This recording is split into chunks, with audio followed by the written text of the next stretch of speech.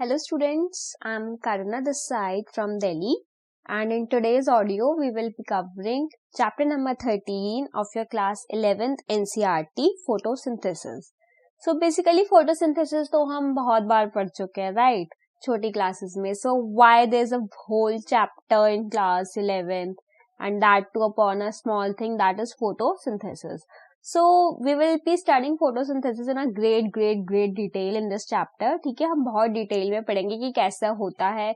We will see कि कैसे कैसे एक्सपेरिमेंट्स हुए थे जिससे फोटोसिंथेसिस की एक्चुअल रिएक्शन आई जो हम आज के टाइम पे यूज करते हैं. ठीक है, so how do we get to know कि क्या क्या इम्पोर्टेंट था प्लांट के लिए और वो रिएक्शन कैसे होती है basically. So we will learn all this about photosynthesis. तो फोटोसिंथेसिस क्या होता है? सो बेसिकली जो सबसे सिंपल डेफिनेशन है फोटोसिंथेसिस की वो ये है कि it is a process by which green plants make their own food with the use of sunlight, water and carbon dioxide, right? So this is the very basic definition of photosynthesis, but as we are grown up in class 11 this definition won't work, है ना, ये definition work नहीं करेगी. तो if you want to know what is photosynthesis, तो photosynthesis is a physiochemical process by which green plants and certain other organisms use light energy to synthesize the organic compounds. Okay, so it is a physiochemical processes. Various physical and chemicals are used to generate the organic compounds, which is glucose at the last, and the byproducts. So byproducts of photosynthesis होते हैं H2O, water, and the other byproduct is oxygen. So oxygen is a byproduct of photosynthesis. It is not the main product of photosynthesis. Okay. And it is really important because of two reasons. It is primary source of food for all the living organism. Okay, because हम तो heterotrophs है, right? तो we can't make our own food. हम food कहाँ से लेंगे? अगर कोई खाना बनाएगा तभी तो हम खाएंगे. Like suppose एक बहुत ही basic example लेते हैं. If usually सबकी मम्मा कुक करती है हाउसेस में, right? Our mother cooks food for us, right? और हमें इतनी अच्छी कुकिंग नहीं आती है. So if she went somewhere, right, so हम तो भूखे रह जाएंगे because we don't know how to cook, right? तो सिमिलरली क्या होता है कि प्लांट्स नहीं होंगे तो फोटोसिंथेसिस नहीं होगा, और फोटोसिंथेसिस नहीं होगा तो we won't be having any food. And it is the process responsible for the release of oxygen in the atmosphere. Okay, हमें ऑक्सीजन चाहिए होता है ब्रीथ करने के लिए, सर्वाइव करने के लिए, तो वो भी हमें फोटोसिंथेसिस के थ्रू ही मिल रहा है. अगर फोटोसिंथेसिस नहीं होगा तो we won't be getting oxygen. So basically बहुत ही सारे एक्सपेरिमेंट्स हैं छोटे छोटे इस चैप्टर में. तो हम स्टार्ट करते हैं पेज नंबर 206 से. Photosynthesis in higher plants the chapter heading है. And what do we know, यहाँ से हम स्टार्ट कर रहे हैं. तो अभी तक हमें क्या पता है? सो यहाँ पे कुछ टेस्ट दिए हुए हैं, बहुत ही छोटे टेस्ट है जो हम प्रीवियस क्लासेस में परफॉर्म करके आ चुके हैं. वी हैव सीन कि अगर हम एक प्लांट ले और 2 लीव्स ले, अगर हम स्टार्च एक्सपेरिमेंट कर देते हैं तो एक प्लांट ले और उसके 2 लीव्स ले, तो एक लीव्स को अगर हमने ब्लैक पेपर से कवर कर दिया और दूसरी लीव को नॉर्मली एयर में रहने दिया, और फिर जब डे एंड हो गया उन्हें सनलाइट में रख दिया, और जब डे एंड हुआ तो हमने दोनों का स्टार्च एक्सपेरिमेंट किया, तो वी विल सी कि जो ग्रीन लीफ है उसमें स्टार्च प्रेजेंट है, जबकि जो ब्लैक शीट कवर्ड लीफ थी उसमें स्टार्च प्रेजेंट नहीं है. क्यों? क्योंकि वहां पे क्या नहीं हुआ, फोटोसिंथेसिस नहीं हुआ, इसलिए वहां पे स्टार्च प्रेजेंट नहीं है. सो इससे हम कंक्लूड करते हैं इस एक्सपेरिमेंट से कि light is very essential for photosynthesis. Okay, sunlight is very important. अब एक और एक्सपेरिमेंट जो जनरली करते हैं कि हम क्या करते हैं, 2 टेस्ट ट्यूब्स लेते हैं, okay, and we take KOH soaked cotton. ठीक है, KOH सॉल्यूशन में कॉटन को सोक करके एक टेस्ट ट्यूब में लीफ को डाल के उसको बंद कर देते हैं, ओके, और दूसरे हाफ को हम नॉर्मली एयर में रहने देते हैं. तो वी विल सी दैट कि, और फिर हम उनका स्टार्च टेस्ट करते हैं दोनों लीव्स का. So again we will find कि जो टेस्ट ट्यूब के अंदर बंद लीफ थी उसमें नहीं हुआ, स्टार्च प्रेजेंट नहीं था, बल्कि जो नॉर्मल लीफ थी उसके अंदर स्टार्च प्रेजेंट था, उसके अंदर फोटोसिंथेसिस हुआ. मतलब तो इस बार तो हमने उसे एयर में रखा था एंड जो टेस्ट ट्यूब थी वो भी ग्लास की थी, बट इस बार तो फिर हमारी वजह से लाइक फोटोसिंथेसिस होना चाहिए था, राइट, क्योंकि हमने उसे लाइट में रखा है. बट हियर वी सी कि जैसे ही हमने KOH सोक्ड कॉटन लगाया तो उससे क्या हुआ, जो भी टेस्ट ट्यूब के अंदर CO2 था वो खत्म हो गया फर्स्ट ऑफ ऑल. ठीक है, तो CO2 को हमने खत्म कर दिया, लीफ के आसपास से सराउंडिंग में CO2 खत्म हो गया. तो इससे हमें पता चला कि CO2 is also a necessary for photosynthesis. Okay, so this was the like really early experiments जो हम करते हैं. If we see the early experiments जो पहले हुए थे लाइक इन अर्लियर टाइम्स, जिसकी वजह से हमें फोटोसिंथेसिस की रिएक्शंस एंड ऑल पता चली. So early experiments, first experiment किया था दैट वाज जोसेफ प्राइस्टली. ओके, इन 1770 में उन्होंने एक्सपेरिमेंट परफॉर्म किया था. और उस एक्सपेरिमेंट में क्या था कि पहले उन्होंने क्या किया, एक बेल जार लिया. ओके, बेल शेप जार होता है बड़ा सा ग्लास का, that is called as a bell jar. उसके अंदर एक कैंडल को बर्न किया और एक माउस को रख दिया. ठीक है, बेल जार उनके ऊपर रख दिया. ठीक है, तो मतलब एयर का सप्लाई खत्म कर दिया. तो उन्होंने क्या देखा कि कैंडल भी बुझ गई थोड़े टाइम बाद और माउस भी मर गया. तो इनसे उन्होंने सोचा कि मे बी समथिंग जो चाहिए दोनों को वो नहीं था बेल जार में. ठीक है, something why I am saying because तब तक जो हमारा ऑक्सीजन है वो इवेंट नहीं हुआ था, वो किसी को पता नहीं था कि oxygen is the name of the gas. Okay, so oxygen की डिस्कवरी हुई थी 1774 में, after 4 years of this experiment. तो जब ये एक्सपेरिमेंट कर रहे थे जोसेफ प्राइस्टली, तो उन्हें नहीं पता था कि oxygen is the name of that gas जो उन दोनों को चाहिए था. तो उन्होंने एक्सपेरिमेंट किया और दोनों मर गए, राइट. कैंडल बुझ गई और जो माउस था दैट डाइड अवे. फिर उन्होंने क्या किया, he kept a mint plant. उन्होंने एक मिंट प्लांट रखा और एक वापस एक कैंडल रखी और माउस रखा. और उन्होंने फिर क्या किया, वापस से बेल जार ढक दिया. अब उन्होंने क्या देखा कि कैंडल भी जल रही है and mouse is also alive. तो इससे उन्हें पता चला कि जो भी चीज चाहिए थी कैंडल और माउस को जलने के लिए वो किसने बना दी, प्लांट्स ने बना दी. ओके, तो वो किसने दी, हमें प्लांट ने दी. तो उसने हिपोथेटिकली कहा, क्योंकि he doesn't have any scientific proof, right. ये तो उन्होंने देखा और कुछ कह दिया बस. ठीक है, जबकि अगर हमें कोई थ्योरी देनी होती है we need a proper scientific proof of equations and all. So जो प्राइस्टली था उसने तो हाइपोथेटिकली ही बोला था, okay, that the plant restore to the air whatever breathing animals and burning candle removes. Okay, उसका कहना था कि जो प्लांट है वो उस एयर को रिस्टोर कर देता है जो भी एनिमल्स और कैंडल ब्रीथ कर रही है. ठीक है, जो हटा रही है एयर को वो प्लांट्स को रिस्टोर कर देता है. अब क्या हुआ, अब प्राइस्टली के बाद there came a other scientist named John Ingenhousz. Okay, Ingenhousz. So उसने क्या किया, उसने शो किया कि जो ग्रीन प्लांट है उसने सेम एक्सपेरिमेंट फॉलो किया जो प्राइस्टली ने किया था, बट वेयर एज उसने क्या किया, उसको डार्क में शो किया. प्राइस्टली ने तो सनलाइट में ही किए थे एक्सपेरिमेंट्स, बट जॉन ने क्या किया, he did that experiments in dark and there he showed that see in dark there is no photosynthesis. Okay, and the result got negative, like the candle got suppressed, like fused off and the mouse also died. ठीक है, तो उसने देखा कि sunlight में हो रहा था बट वैसे नहीं हुआ.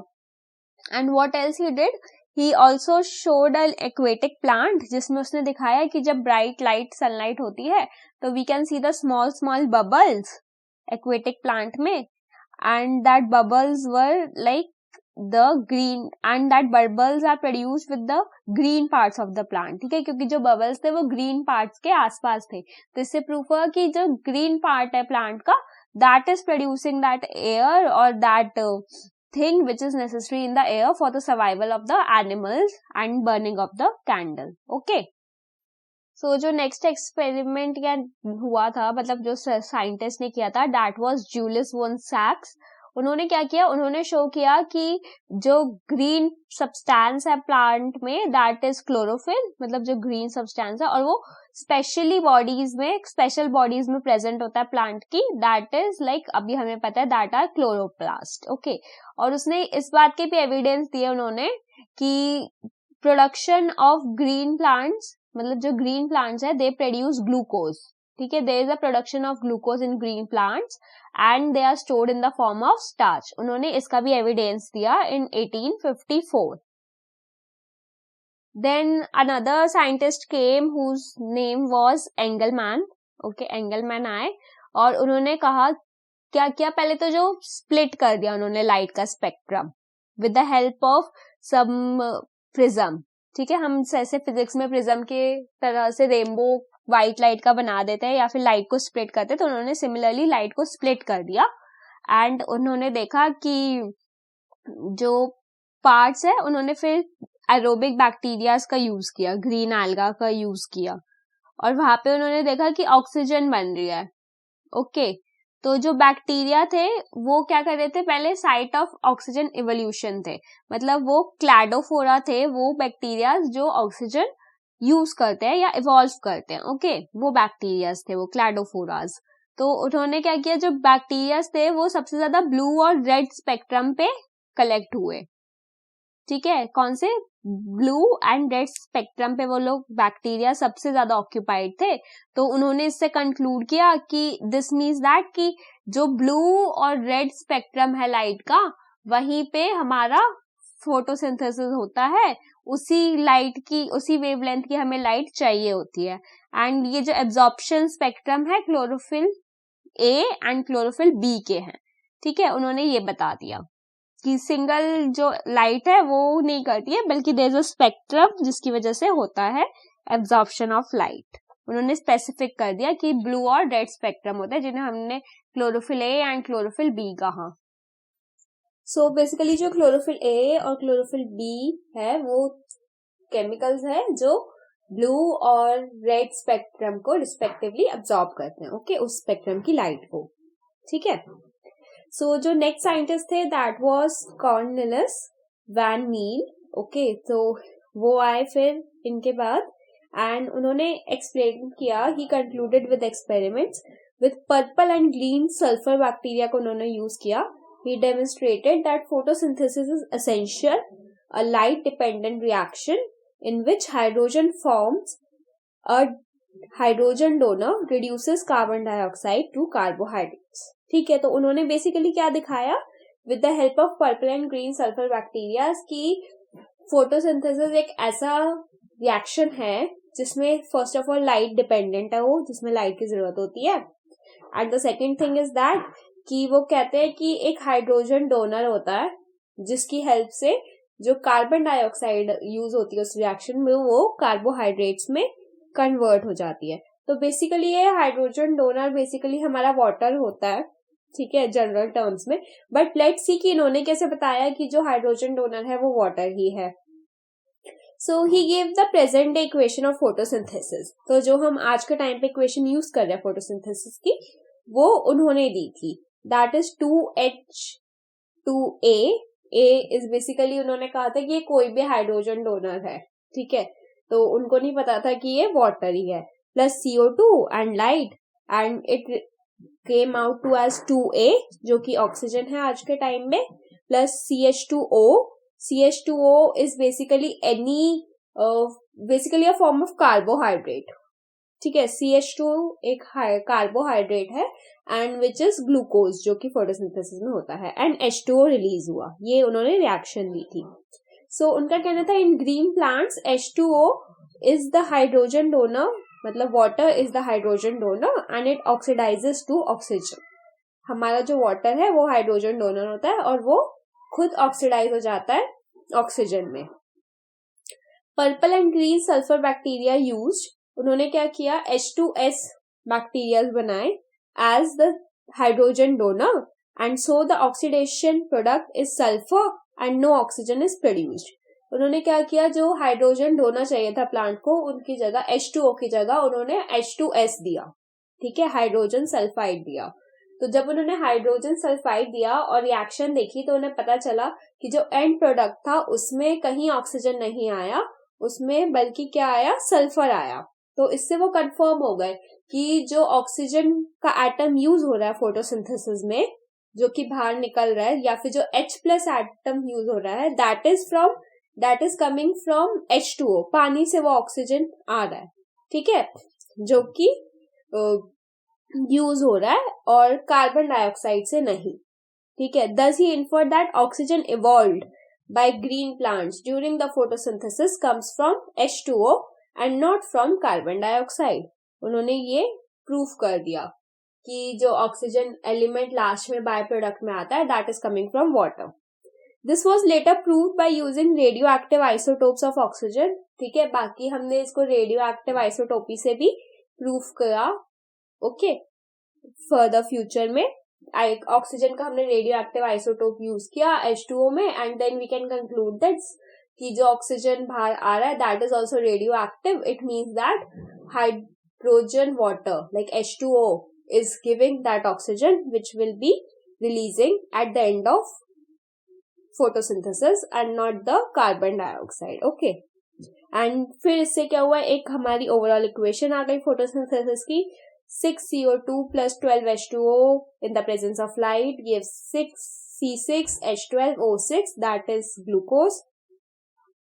so इसके बाद हमारी फाइनल रिएक्शन आ गई photosynthesis की, that is 6 CO2 molecules plus 12 H2O molecules in the presence of light give C6H12O6 जो glucose है, plus H2O, 6 molecules of H2O that is water plus 6 molecules of O2 oxygen, ठीक है.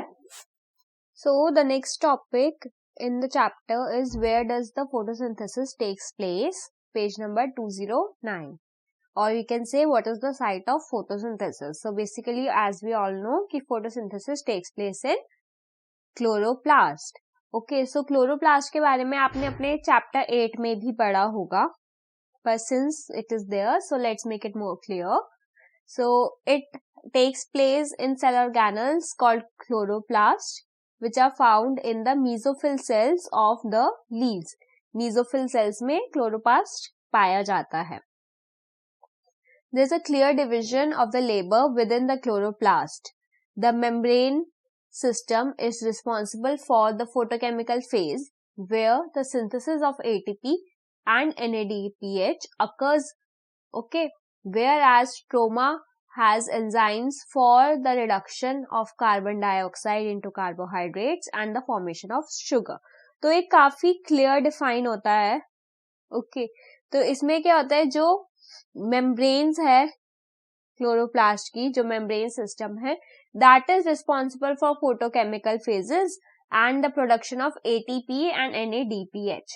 ATP and NADPH are the energy molecules. और जो स्ट्रोमास होते हैं, ठीक है, तो stroma is basically responsible for, मतलब basically stroma has the enzymes, ठीक है. स्ट्रोमा के पास क्या होते हैं, enzymes होते हैं which is responsible for the reduction of carbon dioxide into carbohydrates and formation of sugar, ठीक है. और जब हमारा production of ATP होता है with the help of membrane it is termed as light reaction, and light reaction के product के formation के basis पे जो आगे की reactions होती है that is termed as dark reaction. तो first the production of ATP and NADPH जो होता है chloroplast में that is light reaction, and second one जो स्ट्रोमा के एंजाइम्स के थ्रू होता है that is the reduction of CO2 into carbohydrates that is our dark reaction, okay. and the मतलब chloroplast is bimembranous in nature. it is made up of phospholipids and proteins. जो उसकी membrane होती है it is made up of phospholipids and proteins से बनी हुई होती है. So we can say that chloroplast membrane is bimembranous, okay, biomembranous in structure. And let's see towards the diagram 13.2, diagrammatic representation of an electron micrograph of a section of chloroplast. Electron micrograph means बहुत ही ज्यादा जो ये electron microscope के अंदर कैसा दिखता है, okay. This means electro micrograph का मतलब होता है ये कि अगर हम क्लोरोप्लास्ट के सेक्शन को इलेक्ट्रॉन माइक्रोस्कोप के नीचे देखेंगे तो वो कैसा दिखेगा. So we can see there is a outer membrane, then there is a inner membrane and stroma lamina देख सकते हैं हम, and grana So grana is responsible for light reaction. Okay. And we can see stroma, that is responsible for dark reaction. You can also write in bracket if you want. Grana ka light reaction and stroma ka dark reaction, as grana produces ATP and NADPH. And we can see ribosomes there, and red starch granules and lipid droplets. Okay, so this was all about chloroplast. And if you maybe got the question to draw the structure of chloroplast, so it is really necessary to draw all the things. Not to draw all the things, but basically you should label all the things. Okay, so labeling really matters in higher classes. So the next topic is page number 210, how many pigments are involved in photosynthesis. So इसमें हम देखेंगे कि on this page there are basically 3 graphs. So हम इन 3 graphs के through ही हमें पढ़ना है and we will study the topic. तो इन्होंने क्या किया, they took a leaf and did a chromatographic separation. Chromatographic separation, I hope आपने chromatography की होगी केमिस्ट्री में. So there you see कि आप कोई भी पिगमेंट डालोगे लीफ का तो you will see कि उसमें से पिगमेंट सेपरेशन हो जाता है.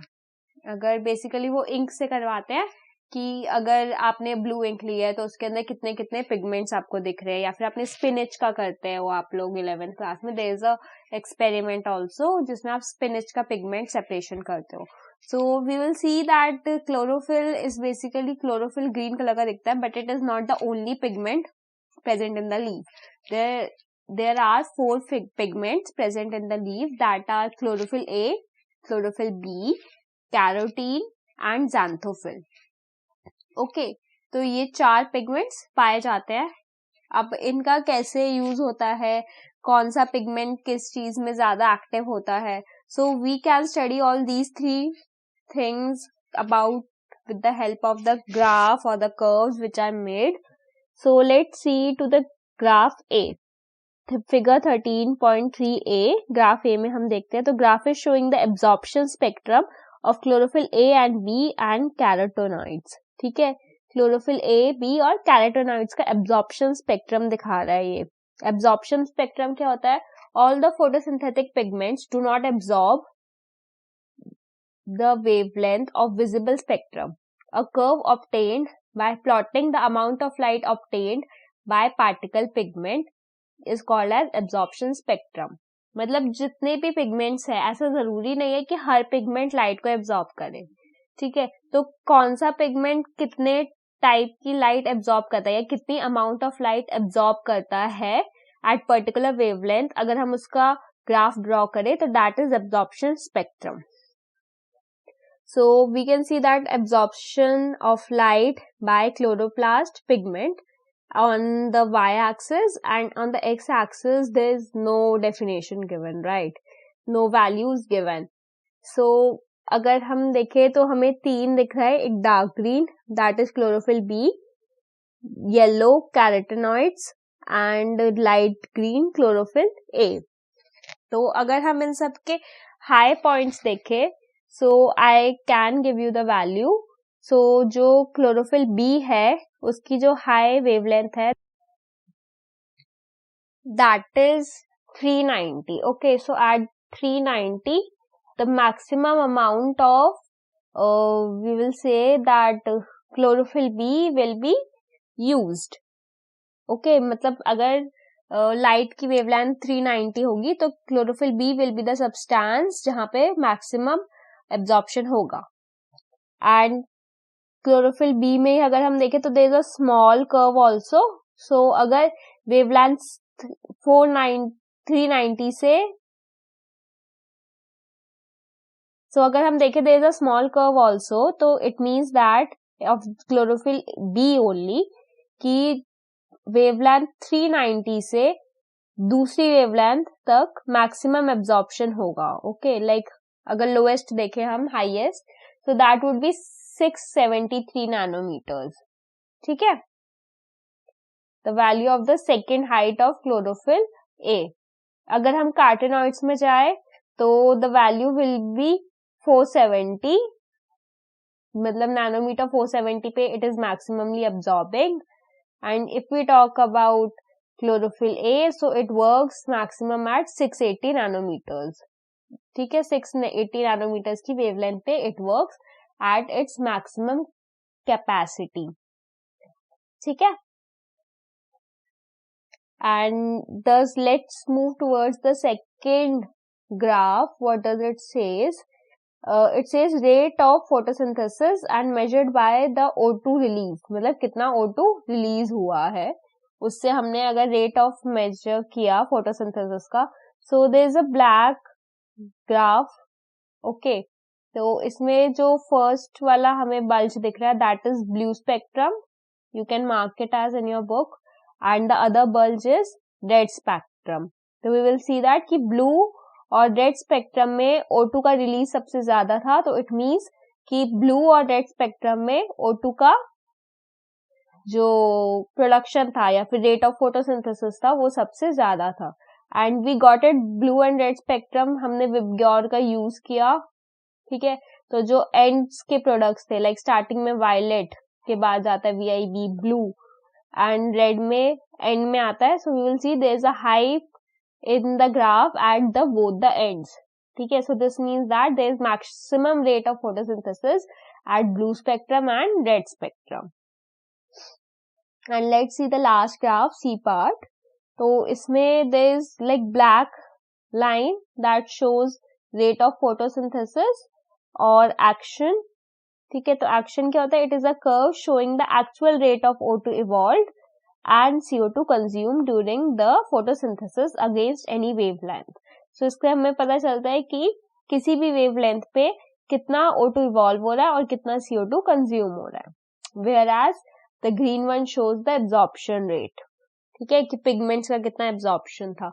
तो हम यहाँ पे similarly देख सकते हैं कि जो 40 के बीच वाली 40, 400 और 500 नैनोमीटर्स के बीच की जो वेवलेंथ है वहां पे पिगमेंट्स का एब्जॉर्प्शन सबसे ज्यादा है एंड रेट ऑफ फोटोसिंथेसिस भी सबसे ज्यादा है. जबकि दूसरे में क्या है, और दूसरी साइड मतलब 600 और 700 नैनोमीटर्स के बीच में अगेन वी कैन सी कि पिगमेंट्स का एब्जॉर्प्शन सबसे ज्यादा है और रेट ऑफ फोटोसिंथेसिस भी सबसे ज्यादा है. सो बेसिकली हमने सी पार्ट में क्या किया, वी एडेड और मर्जेड these two graphs. A part और बी पार्ट के जो ग्राफ्स थे तो हमने इन दोनों को मर्ज कर दिया to show the C part. अब इससे हमने कंक्लूजन्स क्या क्या निकाले. We concluded that chlorophyll A is the chief main pigment associated with photosynthesis while chlorophyll B and carotenoids act as the secondary pigment. ठीक है, हमने देखा chlorophyll A is the chief, is the maximum one, and जो chlorophyll B है और carotenoid है that is the secondary one. ठीक है, and xanthophyll is maybe not doing photosynthesis in this spectrum and they absorb light at different wavelength. हमने देखा कि different wavelengths पे absorb कर रहे हैं light. Okay, कोई वाला मतलब as we saw that कि any pigment is activated at some other wavelength और दूसरा किसी और wavelength पे होता है active. And they also protect the chlorophyll from photooxidation. ऐसे मतलब क्लोरोफिल को भी ऑक्सीडाइज नहीं होने देते और उसको भी प्रोटेक्ट करते हैं. The absorption spectrum and action spectrum coincide closely showing that the photosynthesis is maximum at blue and red region of the spectrum. तो हमें ये भी पता चलता है कि इससे कि जो photosynthesis है that is maximized, मतलब it's majorly done in the red spectrum of light and blue spectrum of light. And we also learn that कि ऐसा कुछ नहीं होता कि अगर मतलब धूप कम आ गई, so it could be possible कि एक स्पेसिफिक वेव लेंथ की लाइट कम आई हो. ओके, तो ऐसा नहीं होगा कि फोटोसिंथेसिस उस दिन नहीं होगा. इट वुड बी दैट कि any other pigment would be absorbing that light, right. मतलब दिन में अगर हमारे पास we will see that in early morning and at the evening time there will be like more of red wavelengths, right? So this could be like कि जो red pigment है that would be absorbing more or that would be working at that time. ठीक है, ये होता है. Hello students, I am Karuna this side from Delhi and this is a continuation audio of chapter number 13 photosynthesis in higher plants of class 11th biology.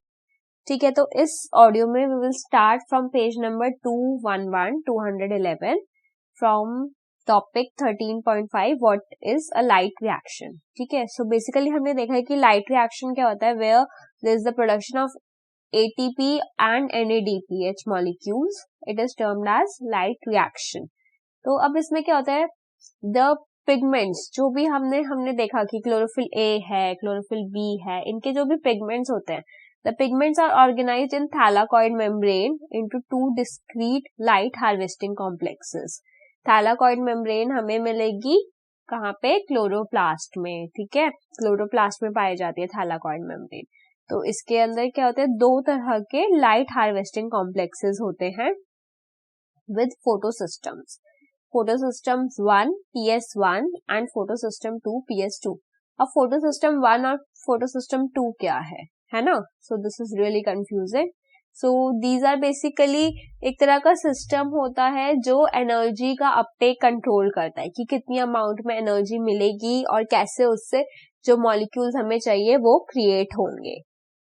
ठीक है, और इनके names है ना हमारे डिस्कवरी पे है, मतलब फोटो सिस्टम 1 पहले डिस्कवर हुआ था, दैट वाई इट इज 1, और जो सेकंड था वो बाद में डिस्कवर हुआ था, दैट वाई इट इज 2। अब each photo system has one specific chlorophyll A and many other pigment bound proteins. Her photo system में एक स्पेसिफिक सेल होता है विच इज क्लोरोफिल ए। ठीक है, जिसके अंदर क्या होगा, क्लोरोफिल ए पिगमेंट होता है, और जो बाकी होते हैं दैट आर बाउंडेड प्रोटीन्स। ठीक है, अदर पिगमेंट्स होता है दैट आर बाउंडेड प्रोटीन्स की तरह वर्क करते हैं। तो वो जो स्पेसिफिक सेल होता है that works as a reaction site, main reaction वहीं पे होता है। Okay, the chlorophyll A forms the reaction centre और reaction site where the actual reaction takes place. तो जो भी रिएक्शन होगा एक्चुअली वो क्लोरोफिल ए के उस सेल में प्रेजेंट होगा। while the other pigments molecule from the light harvesting system are called antennae। okay, बाकी जो उसके आसपास जो बाकी pigments है, that could be maybe 100 pigments other or proteins other binded to that, these are called as antenna। okay, antenna। so in PS1 the reaction center is P700, okay, which is a chlorophyll A molecule that absorbs the light at 700 nanometer। तो जो reaction system होता है PS1 में वो 700, it is also called as P700। क्यों? क्योंकि उसके अंदर जो क्लोरोफिल मॉलिक्यूल होता है that is absorbing the light of spectrum 700 nanometres की वेवलेंथ की लाइट को वो एब्जॉर्ब करता है PS1 में, जबकि whereas in PS2 the reaction center is P680। okay, because the chlorophyll A molecule of PS2 reaction or PS2 light harvesting complex absorbs the light at the range of 680 nanometer। okay, वो 680 nanometer की light absorb करता है। ठीक है, so this was all about कि light reaction क्या होता है, and 2 photo systems देख लिए हमने। अगर हम यहाँ पे जाए अब फिगर पे, तो there is a figure on page number 211 only, figure 13.4, the light harvesting complex LHC। So here we will see that कि देयर इज अ फोटोन दिखाया हुआ है, फोटोन आया एंड रिएक्शन सेंटर, एक सेल को हमने दिखाया हुआ है reaction centre. So we can also term it as core molecule and that reaction centre will be a chlorophyll A molecule। So you can also write in the bracket chlorophyll A molecules, and in the side the have named as pigment molecules। so basically they are antenna molecules है हमारे।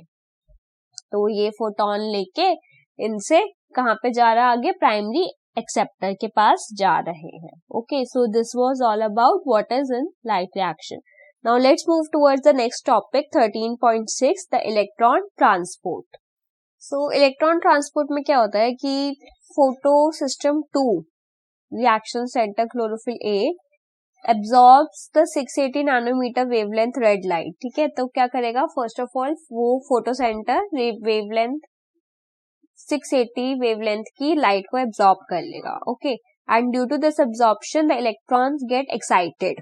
ठीक है, electrons excite हो जाएंगे and they jump from their atomic nucleus, से वो हट जाएंगे farther and they jump up।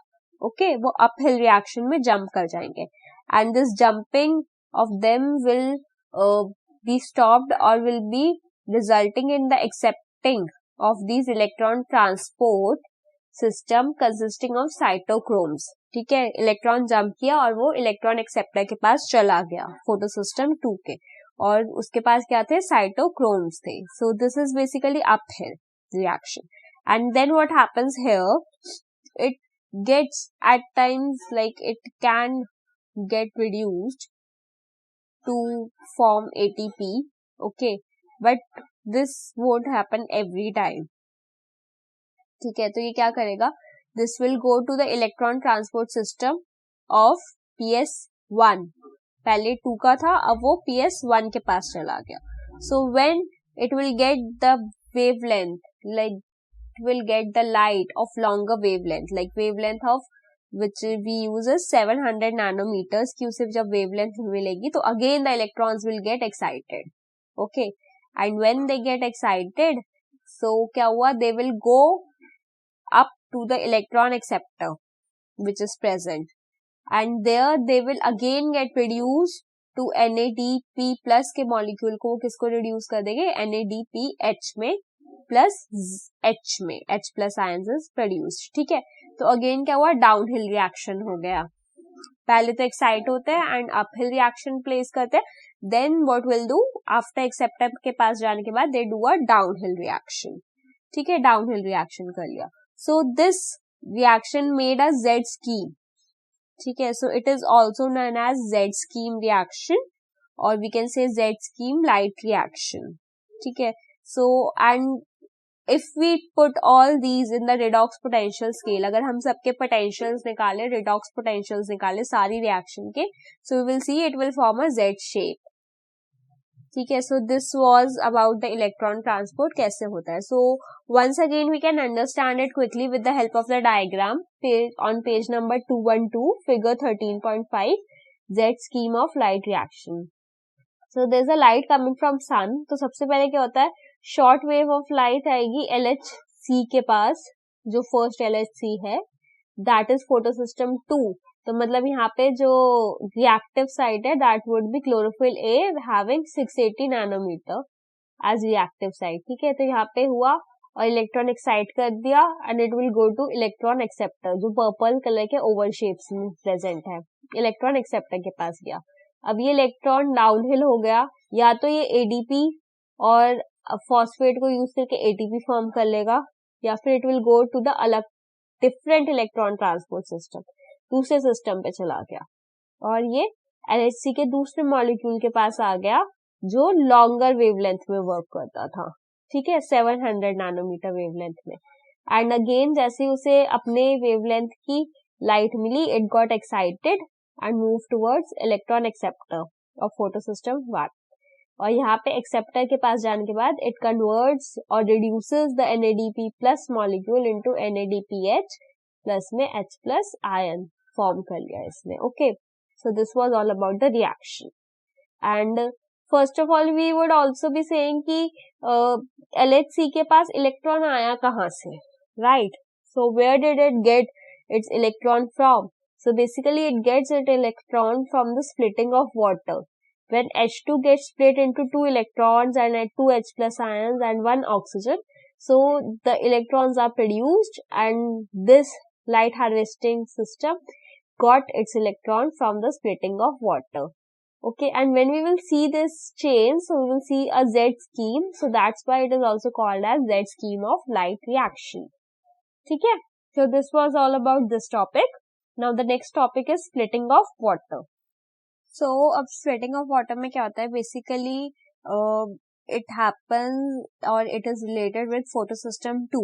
ठीक है, because the electrons are getting excited by photosystem 2. ठीक है, जब photosystem 2 के अंदर जो electrons present है वो wavelength मिलने पे excite कर जाते हैं, तो there is need of a constant supply of electrons. ठीक है, photosystem 2 में, so that's why it is happening with the help of splitting of water. तो क्या होता है, the splitting of water is associated with photosystem 2. Water is split into H plus and O ion, O molecules, and electron. ठीक है, this creates the oxygen. तो क्या होता है, एक ऑक्सीजन का मॉलिक्यूल भी प्रोड्यूस होता है.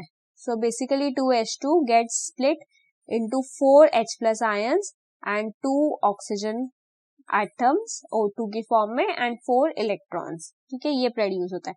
तो जो इलेक्ट्रॉन्स 4 प्रोड्यूस हुआ है ये तो फोटोसिस्टम 2 में चले जाएंगे and it will go to a Z scheme reaction. ठीक है, और जो ऑक्सीजन प्रोड्यूस हुआ है that oxygen will be removed from the plant. ठीक है, O2 वो एटमॉस्फेयर में ट्रांसफर कर देगा, तो जिससे क्या होगा, एटमॉस्फेयर फ्री हो जाएगा, ऑक्सीजन एटमॉस्फेयर में ट्रांसफर हो जाएगा as a by product. And this reaction और this happens at the physically located inner side of the thylakoid membrane. कौन सी साइड पे, इनर साइड पे होता है थैलेकॉइड मेम्ब्रेन में. सो जो H प्लस आयन होते हैं they get consistent in the lumen. Okay, lumen के अंदर वो कंसिस्ट हो जाते हैं, मतलब वो इनर साइड पे ही रह जाते हैं थैलेकॉइड मेम्ब्रेन के, and the oxygen is produced out. ठीक है, and oxygen is produced out of the plant and the electrons are transferred to photosystem 2 to get excited and further proceed the Z scheme light reaction to produce NADPH and ATP. ठीक है, so जो next topic है that is cyclic and non-cyclic photophosphorylation. तो पहले तो phosphorylation क्या होता है.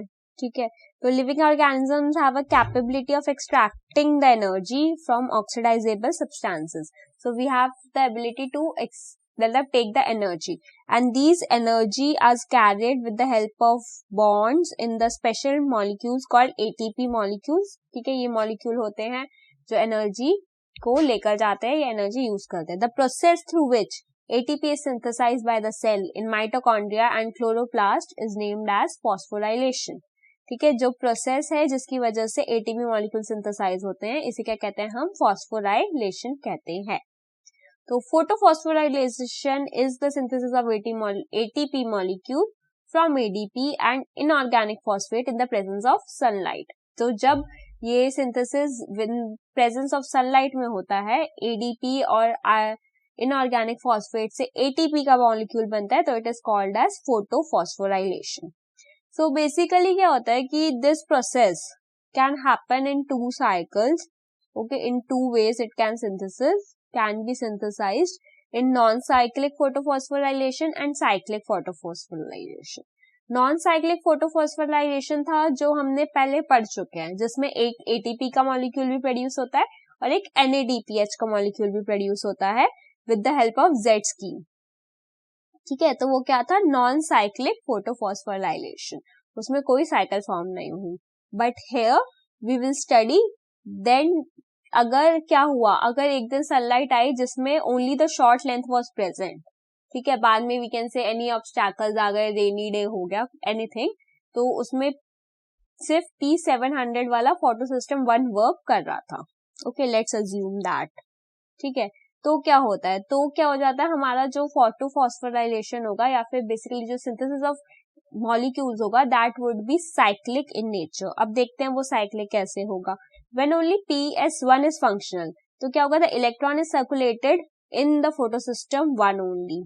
ठीक है, photosystem 1 में भी. So what will happen here is that a possible location where that could happen is in the stroma lamina. हम कहते हैं कि ये क्लोरोप्लास्ट में stroma lamina के अंदर होगा.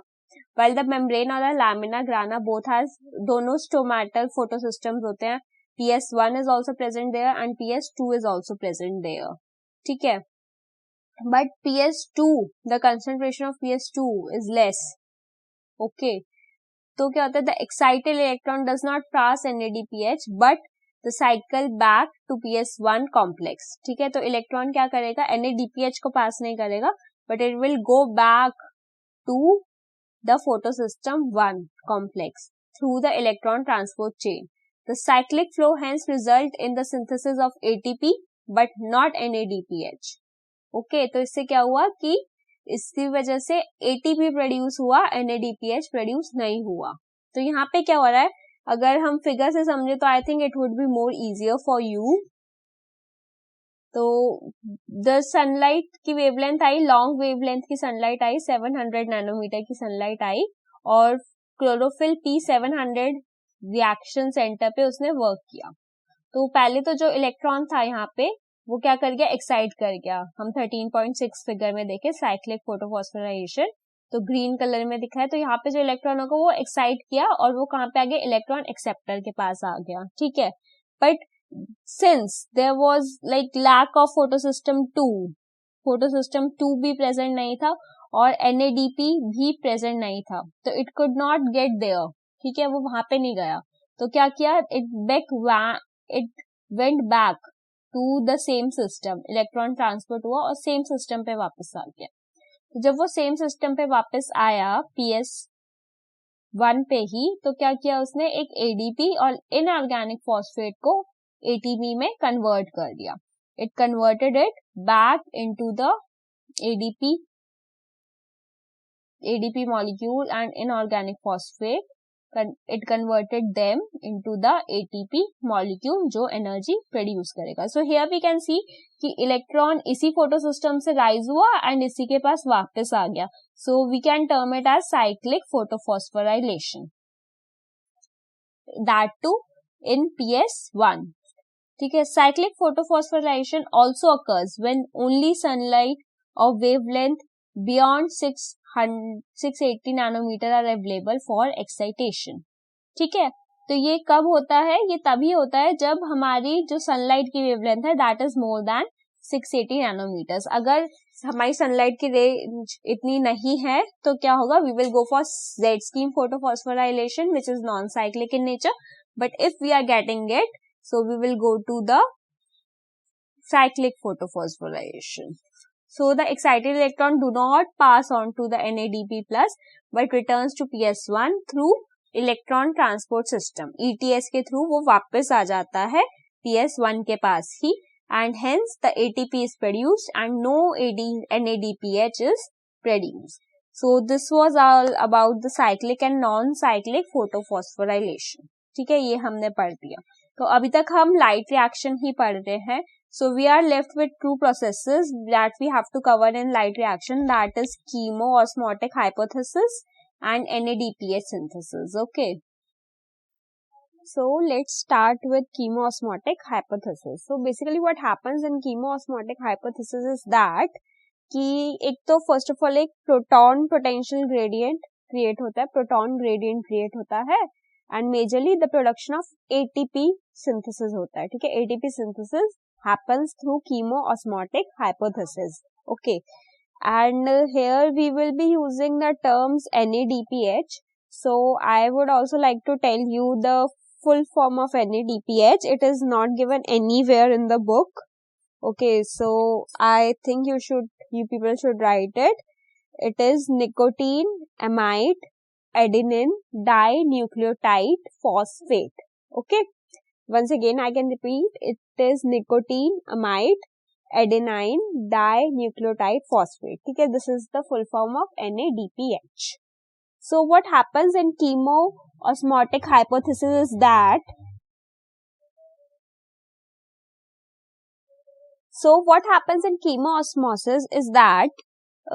first of all क्या होगा, there would be a creation of a proton gradient, okay. So how this proton gradient would be created? Since due to the splitting of water molecules or the photolysis takes place in the inner side of the thylakoid membrane, the protons produced accumulates within the lumen of thylakoid membrane.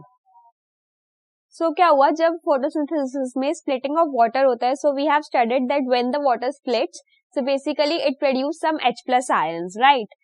तो and the splitting of water takes place in the inner side of the thylakoid membrane, मतलब जो thylakoid membrane होती है उसकी inner side में ये होता है splitting of water, जिसमें से H plus ions प्रोड्यूस होते हैं, ऑक्सीजन प्रोड्यूस होता है और इलेक्ट्रॉन प्रोड्यूस होता है। तो इलेक्ट्रॉन तो हमारा PS1 के पास चला जाता है, फोटोसिस्टम 1 या 2 के पास चला जाता है and it goes like excited state and all, ठीक है, वो करता है, वो फोटोफॉस्फोराइलेशन करता है जो हमने पहले कवर किया था। But the protons produce will get accumulated at the inner side of the lumen, ठीक है, वो थैलाकॉइड मेम्ब्रेन की इनर साइड में ही एक्यूमुलेट हो जाते हैं, ओके सो ऐसे मतलब एक प्रोटॉन ग्रेडियंट क्रिएट हो गया, मतलब in the inner side of the thylakoid membrane that lumen the proton gradient is high, whereas in the outer side of the membrane the proton gradient is low. Okay, so what will happen? So during the transfer of electron a proton gradient is maintained. ठीक है, जब electrons का transfer होता है तो एक proton gradient maintain होता है first of all. And what is the NADP reductase enzyme is located on the stroma side of the membrane. और स्ट्रोमा साइड होती है मतलब जो आउटर साइड होती है मेम्ब्रेन की, वहां पे कौन सा एंजाइम होता है? NADP reductase enzyme. Along with electrons that come from the acceptor electrons of PS1, proton are necessarily for the reduction for NADP plus to NADPH and H plus ion. These protons are also removed from the stroma. तो क्या कहते हैं, stroma में से protons को वो निकाल लेता है क्योंकि दीज प्रोटॉन्स आर नेसेसरी, ठीक है, ताकि क्या हो, NADP का रिडक्टेज एंजाइम से रिएक्शन हो और वो रिड्यूस होके NADPH प्लस में H प्लस बनाए. Okay, with the help of electron and proton, दोनों चाहिए उसे. तो आउटर साइड में मतलब थैलाकॉइड मेम्ब्रेन की इनर साइड में तो प्रोटॉन ज्यादा हो गए क्योंकि वो स्प्लिटिंग ऑफ वाटर से ल्यूमेन में कनेक्ट हो गए. बट आउटर साइड में क्या हुआ, आउटर साइड में जो थोड़े बहुत H प्लस आयंस थे वो NADPH बनाने में चले गए. So this what happens, this results in the proton gradient, formation of a proton gradient. So during the transfer of electron, a proton gradient is maintained in the thylakoid membrane, due to which the protons are passed through the channels. Okay, so these protons will move outwards. Okay, ये बाहर जाएंगे channels के through. The channel name is F0 and F1. ATP synthase, ठीक है. So ATP synthase channel का नाम है जो कि membrane में embedded है. We can say it is installed in the membrane and the inner side or the tail side is called as F0 and outer side is called F1. Okay, and the name is ATP synthase. On passing of 3 protons through these channel 1 mole of ATP is generated. जब 3 protons अंदर की membrane में से बाहर जाएंगे इस channel के through तो क्या होता है, एक ATP का molecule 1 mole of ATP is generated. Thus the purpose of proton gradient created during the process is to produce ATP. तो क्या है इसका पर्पस, मतलब जो ग्रेडियंट हमने क्रिएट किया तो क्या है कि बाहर H प्लस आयंस की कंसेंट्रेशन कम हो तो इससे क्या होगा, चैनल के थ्रू H प्लस आयंस आएंगे और F0 F1 चैनल के थ्रू एंजाइम्स आएंगे एंड जैसे ही वो आएंगे so this will result in the production of ATP. मतलब 3H प्लस आयंस पे हमारा 1 मोल ATP प्रोड्यूस होगा, मतलब 1 मोल एनर्जी प्रोड्यूस होगी. Okay, so this was all about like what's going on inside the thylakoid membrane and outside the stroma side. ठीक है, and NADPH is also produced, ठीक है, by the movement of electrons and the ATP will be used. the जो ATP produce हुआ उसका क्या use होगा, the ATP will be used immediately in biosynthetic reaction taking place in stroma. मतलब stroma में जो भी reactions हो रहे हैं उसमें ATP use हो जाएगा and responsible for fixing of CO2 and synthesis of sugar. इससे क्या होगा, शुगर क्रिएट होगा एंड CO2 सिंथेसाइज हो जाएगा. ओके, फिक्स हो जाएगा. ठीक है, मतलब जो CO2 है उसको फिक्स करेंगे बिकॉज CO2 अभी यूज नहीं होगा. अभी इसके अंदर हमने जो भी सारी चीजें पढ़ी they come under light reaction. Okay, we are still reading the light reaction. हमने यहाँ तक लाइट रिएक्शन पढ़े हैं. अब इसके बाद like when we will start with the other things so it would be like dark reaction phase. ये सारा लाइट रिएक्शन में हो रहा है, इसमें CO2 का कोई रोल नहीं है लाइट रिएक्शन में. So I want you people to please look at page number 214 diagram 13.7 ATP synthesis through chemiosmosis में दिखाया हुआ है. तो यहाँ पे क्या है, पहले तो हमें एक पर्पल कलर की रिंग दिख रही है तो वो हमारी थैलाकॉइड मेम्ब्रेन है ना. And there are cytochromes B and F. Okay, photosystem 2 दिखाया हुआ है, फोटोसिस्टम 1 दिखाया हुआ है. अब हमें पता है फोटोसिस्टम 1 में NADP प्लस रिड्यूस होके NADPH बनाता है प्लस में H plus ion. Okay, and H plus आता है, मतलब ये क्या है, साइटोक्रोम से H प्लस आया ल्यूमेन के अंदर कलेक्ट हो रहा है. ल्यूमेन के अंदर क्यों कलेक्ट हो रहा है, जब स्प्लिटिंग ऑफ वाटर हुई तो उससे जो H प्लस आया that got collected in the lumen. Lumen is basically any empty space is called as lumen. Okay, अब यहाँ क्या हुआ, बाहर तो H प्लस आयन नहीं था और अंदर H प्लस आयन था, तो यहाँ पे एक प्रोटॉन ग्रेडियंट क्रिएट हो गया हमारे सामने. Then we will see there is a yellow colour 2 circle, मतलब एक ओवल है और एक सर्कल है, एटीपी सिंथेज. ठीक है, so this is an enzyme ATP synthase. तो यहाँ पे F0 मार्क किया हुआ है, तो F0 we can say as tail part and F1 is head part of the enzyme. So यहाँ से क्या होगा, ल्यूमेन के अंदर से H प्लस आयन आएगा और ट्रैवल करेगा फर्स्ट टेल में देन हेड में. एंड जब ऐसे 3 H प्लस आयंस ट्रैवल हो जाएंगे, so they will produce a molecule, मतलब they will create ADP into ATP. तो इंस्टेंटली एनर्जी प्रोड्यूस हो गई. और जो ये ATP प्रोड्यूस हुआ, वी विल सी कि ये कहाँ पे प्रोड्यूस हुआ है, स्ट्रोमा में. ठीक है, स्ट्रोमा एरिया में ATP प्रोड्यूस हुआ है. तो जो ये स्ट्रोमा में प्रोड्यूस हुआ है, इसकी वजह से this will directly go to the biosynthetic reactions. ठीक है, उसमें ये यूज हो जाएगा. Okay, for the synthesis of sugar. So this was all about the chemiosmosis hypothesis. So basically हम देखें तो अभी हमने जितना भी पढ़ा है that is all about like light reaction में पढ़ा है. तो if I want to sum up, so I can tell you the processes जो लाइट रिएक्शन के अंदर आते हैं. सो लाइट रिएक्शन के अंदर हमारा आएगा photolysis of water, then photophosphorylation, okay, then electron excitation. ठीक है, इलेक्ट्रॉन एक्साइट होता है, हमने पढ़ा था. Then electron transport system, splitting of water, chemiosmotic hypothesis and NADPH synthesis. So ये सारे टॉपिक्स हमने लाइट रिएक्शन में कवर किए हैं.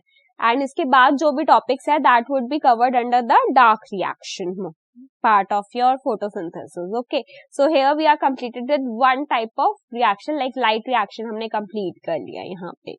Hello students, I am Karuna this side from Delhi and today we will start with the same topic, like this is a continuation audio of chapter number 13 of your class 11th biology book, chapter photosynthesis in higher plants. So last audio तक we have covered all the light reaction part, okay, और मैंने आपको बोला था like from this audio we will be covering the dark reaction part. Okay, so we will be starting from page number 215.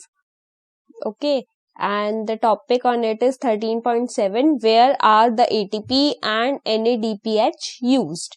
तो मतलब हमने अभी तक देख लिया था कि how ATP and NADPH are formed, right? हमने देखा कि लाइट रिएक्शन में क्या होता है, बेसिकली ATP और NADPH का सिंथेसिस होता है. So that is termed under light reaction. So when the light is unavailable, so what happens? These ATP and NADPH is used. Okay, so the biosynthesis synthetic processes starts, okay, for some time. ठीक है, and they start making the carbohydrates from them. Okay, अब होता क्या है कि we saw that जब carbohydrates कौन बना रहा है, CO2 बनाता है. ठीक है, CO2 की हेल्प से बनते हैं. When CO2 combines with water, it produces a molecule in a structure CH2O raised to the power, मतलब n. Okay, whole bracket में n, मतलब the value of the n will be multiplied by everything, which is the basic sugar formula. ठीक है, जो भी sugar बनेगा उसका basic structure ये होगा. It was like interest of the scientist की वजह से हमें काफी सारी चीजें पता चली. And there was a scientist name Melvin Calvin, ठीक है, who did a great work in this area कि how the like process helps, like how the process helps and how the sugar molecules are being formed, कि sugar molecules at the rate बनते कैसे है. So this like things were developed by Melvin Kelvin. उन्होंने radioactive carbon का use किया C14 का इन algal photosynthesis, जिसमें उन्होंने देखा कि CO2 फिक्सेशन प्रोडक्ट, जो फर्स्ट CO2 प्रोडक्ट था, that was a 3 carbon organic acid. ठीक है, 3 कार्बन का था. और जिस पाथवे से ये बनता है, जिस बायोसिंथेटिक पाथवे से ये मॉलिक्यूल बनता है, उसको उन्होंने नाम दिया हमने केल्विन साइकिल. ठीक है, उनके ही बिहाफ पे, मतलब मेल्विन केल्विन साइंटिस्ट का नाम था और हमने उनके बिहाफ पे केल्विन साइकिल पाथवे को नाम दिया. एंड लाइक इसमें हम कहते हैं कि जो पहला प्रोडक्ट बनता है सिंथेसाइज के बाद, that is a three phosphoglyceric acid. जो कि एक 3 कार्बन मॉलिक्यूल है, 3 फॉस्फोग्लिसरिक एसिड, और शॉर्ट टर्म में we can also say it as PGA. But later on क्या हुआ कि हमने देखा कि all like in a wide variety of plants there were other product which was made. Okay, not all plants would be having just 3 carbon first product after the reaction of CO2. Many products like there was a other stable product also in some plants that was 4 carbon. ठीक है, तो 4 carbon atom से बना था, and this acid was called as oxaloacetic acid. ठीक है, oxaloacetic acid था, OAA. And since then the CO2 assimilation during the photosynthesis was said to be made of 2 types. Okay, तो तब से हमें पता चला कि या तो CO2 एक 3 कार्बन प्रोडक्ट बनाएगा C3 पाथवे यूज करके, या फिर CO2 कैसा प्रोडक्ट बनाएगा, 4th कार्बन प्रोडक्ट बनाएगा C4 पाथवे यूज करके. ओके, सो इस बेसिस पे फिर हमने प्लांट्स को भी फर्दर कैटेगराइज कर दिया C3 और C4 प्लांट्स में. ठीक है, सो दिस वाज लाइक कि how products will be formed. Now what comes is that कि the primary acceptor of CO2 is the heading 13.7.1.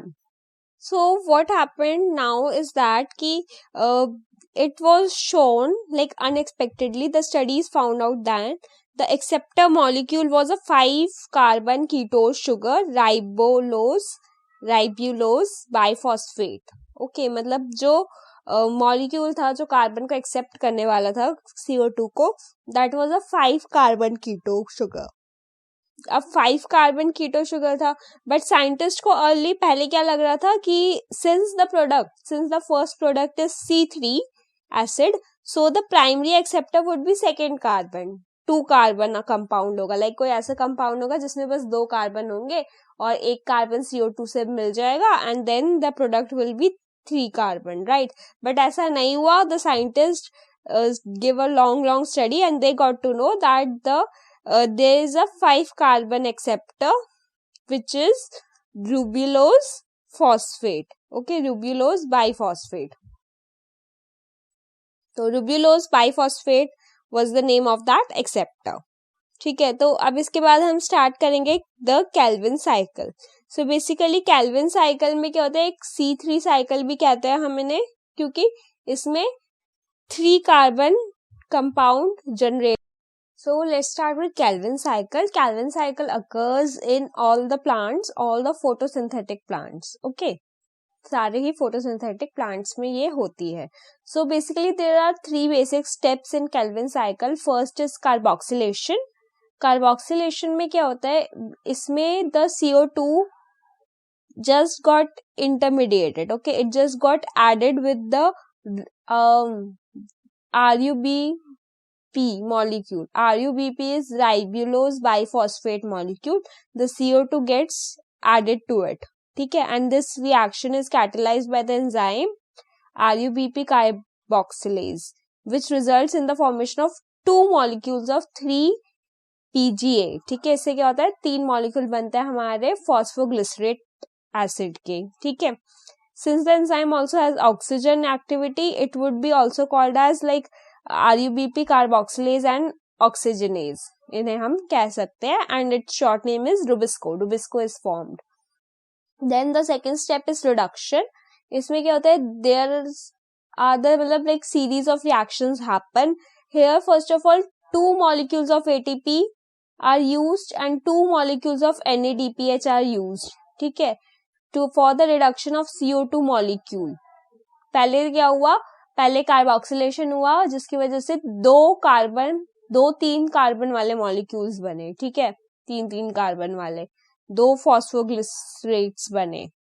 ठीक है, फिर क्या हुआ, then 2 ATP is required and 2 NADPH is required for the reduction per CO2 molecule. एक CO2 molecule के लिए हमें क्या चाहिए, 2 ATP चाहिए और 2 NADPH चाहिए.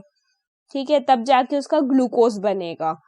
And the fixation of 6 molecule of CO2 and 6 turns of cycle are required for the removal of 1 molecule of glucose from the pathway.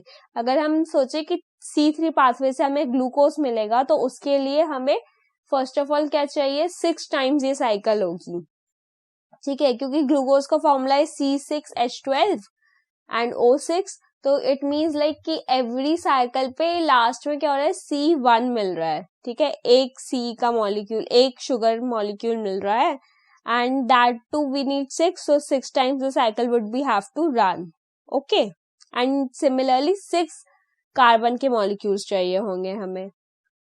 Regeneration of, and the third step is regeneration of CO2 acceptor molecule RUBP is crucial.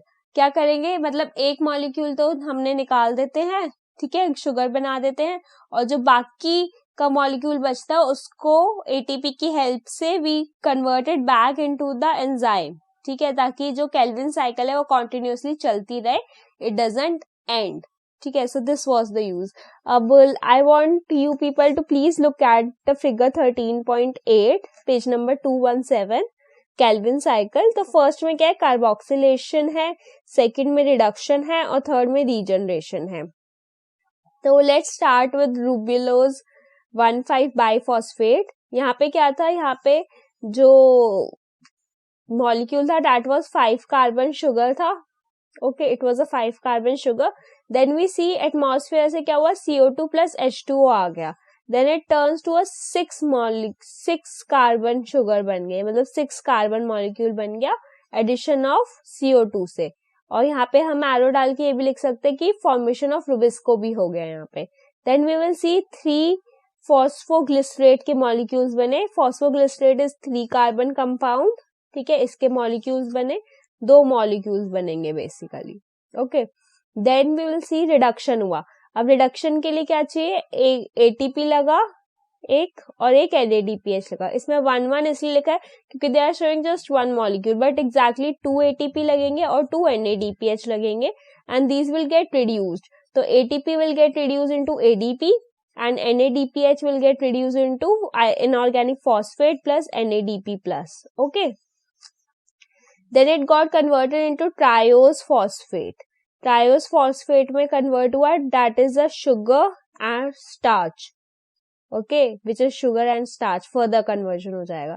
Then it goes back for the regeneration process, and in regeneration ATP comes and it again like goes to ADP की energy ली और again फिर उसने रूबिलोज biphosphate बना लिया. So this was all about your kelvin cycle.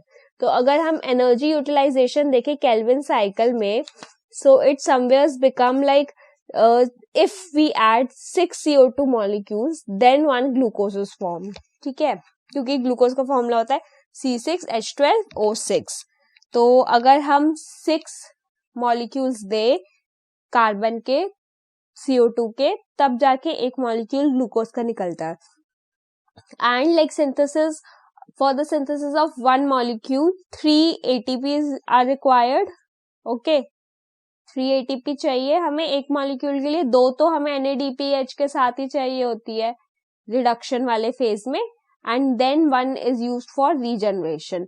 तो हमें 3 ATPs चाहिए. तो अगर हम 6 CO2 यूज करते हैं तो we need 3 into 6 which is equal to 18 ATP molecules, and NADPH की बात करें तो 2 into 6 that is 12 NADPH molecules we needed, okay. So this was like all about the Kelvin cycle. It's not so tough, but generally they don't ask you to write it, but rather like more comes to make it, okay. So it's necessary for you people to please learn the cycle as it is as whole, and for the shortcut you can write it as RCPRTR, okay. RCPRTR is simple, like R for rubulose 1,5 biphosphate, C for carboxylation, P for 3 phosphoglycerate, R for reduction, T for triose phosphate, and again R for regeneration, ठीक है. So this is like, this could be a short word or a short term for RCPRTR for the learning the Kelvin cycle. So our next is like we will be learning page number 218, the C4 pathway. ठीक है, C3 pathway तो हमने देख लिया, that was Kelvin cycle. Now we will see C4 pathway. So the C4 pathway is also called as Hatch-Slack pathway. This pathway of carbon fixation basically कहाँ पे होता है? ये maize, sugarcane, sorghum ऐसे plants में होता है. Okay, which like are more we would say कि more tend to arid or like temperate. Like this happens with the plants which are found in dry tropical zones. ठीक है, dry tropical region में होते हैं, उन plants में ये ज्यादातर पाया जाता है. ठीक है, the plants which like employ this mechanism of carbon fixation show the presence of two types of photosynthetic cells. उनकी बॉडी में दो तरह के photosynthetic cells होते हैं ऐसे plants में, mesophyll cells and bundle sheet cells. Okay, and there's a totally different anatomy which we will see, and that special type of anatomy is called as Kranz anatomy. Okay, that we will see in C4 cells. C4 plants हमें उनकी leaves में cross anatomy मिलती है. And here there are two types of cell, mesophyll cells and bundle sheath cells. So the chloroplast is also dimorphic in nature. Those in mesophyll cells are granal, मतलब जो mesophyll cells में पाया जाता है that have some granules over it, and जो bundle sheaths में पाया जाता है chloroplast that is agranal in nature. And if we talk about the cycle, so what happens in the cycle? Here the primary carbon acceptor, ठीक है, the primary carbon dioxide acceptor हमारा होता है phosphophenol pyruvate which is a 3 carbon molecule, and like it's like short form is PEP, PEP, phosphophenols pyruvate. In short form it is called as PEP. It is present in mesophyll cells and the reaction is catalyzed by the enzyme phosphophenol pyruvate carboxylase, or we can say PEPcase. This enzyme helps in the reaction or catalyzation of the reaction, and the first product formed here is a 4 carbon product called as oxoacetic acid, which is 4 carbon product, and it is converted into malic acid and transported into the bundle sheet cells. पहले क्या होता है, पहले enzyme की help से, like PEPcase की help से acid बनता है, oxoacetic acid बनता है, and then that acid is converted into malic acid and then it is transported to the bundle sheet cells where the decarboxylate into the pyruvic acid, जिसमें से वो फिर क्या बनता है, pyruvic acid बन जाता है. It is an adaptive mechanism to avoid photorespiration. It is an adaptive mechanism to avoid photorespiration. The decarboxylation of malic acid in the bundle sheet cells maintains a high concentration of carbon dioxide near rubisco so that it functions as carbolase and not as oxygenase. ठीक है, तो कि rubisco सिर्फ carbolase की तरह ही work करे, oxygenase की तरह नहीं. Now let's see towards the diagram. It is on page number 219. ठीक है, तो diagram figure 13.9 is the numbering and it is written as diagrammatic representation of Hatch-Slack pathway. Hatch-Slack pathway is also called as like C4 pathway. So इसमें क्या आ रहा है, green color के हमें mesophyll cells दिए हुए हैं and the other cell is the bundle sheet cell which is gray in color. So atmospheric CO2 and like phosphophenol pyruvate first of all mix हो जाएंगे. Okay, fixation happens and a C4 acid is formed. This C4 acid is basically हमारा oxaloacetic acid, right? Then it is converted into first malic acid and then it is transported into the bundle sheets. तो जो bundle sheets में आया है that is also a malic acid which is C4, and here what will happen, decarboxylation होगा यहाँ पे और एक CO2 का मॉलिक्यूल वो निकाल लेंगे. ओके, तो जब एक CO2 का मॉलिक्यूल निकल लिया एंड C3 एसिड था वो आगे बढ़ गया. Okay, so this C3 acid is pyruvic acid. This pyruvic acid is further transported, okay, and C3 acid is taken for the regeneration for phosphophenol pyruvate. इससे क्या होगा, रीजनरेशन होता रहेगा. So in this way the like cycle will go on and the CO2 which got evicted, जो हमने CO2 निकाला, that will be helped in the fixation by Kelvin cycle. उसको Kelvin cycle में use कर देंगे. Okay, ताकि जो Rubisco है that works as कार्बोलेज and not as oxygenase, ताकि उसे constant कार्बन डाइऑक्साइड मिलता रहे और वो कार्बोलेज की तरह ही वर्क करे. So this was all about your C4 cycle. यहाँ पे हमने देखा कि किस तरह से ब्रेकिंग डाउन हो रहा है. पहले तो जो फर्स्ट बना हमारा product that is a C4 acid, that is oxalo acetic acid. ठीक है, फिर ये oxalo acetic acid malic acid में कन्वर्ट हुआ and it went into the bundle sheath. Bundle sheath में डी कार्बोक्सिलेशन के बाद it got converted into C3 acid, और जो कार्बन डाइऑक्साइड उसने निकाला एलिमिनेट किया, that went into the Calvin cycle. And this C3 acetic is our pyruvic acid which got transported again to form the phosphophenol. Okay, so this is how the cycle works in C4 pathway. So the next topic is page number 220, photorespiration 13.9. ठीक है, तो अब photo respiration क्या होता है? Basically photo respiration is reversal of photosynthesis. ये photosynthesis का बिल्कुल उल्टा होता है. It is light induced liberation of CO2 from intermediate products of dark phase of photosynthesis. ठीक है, it is happens when there is like limited supply of CO2 and high temperature.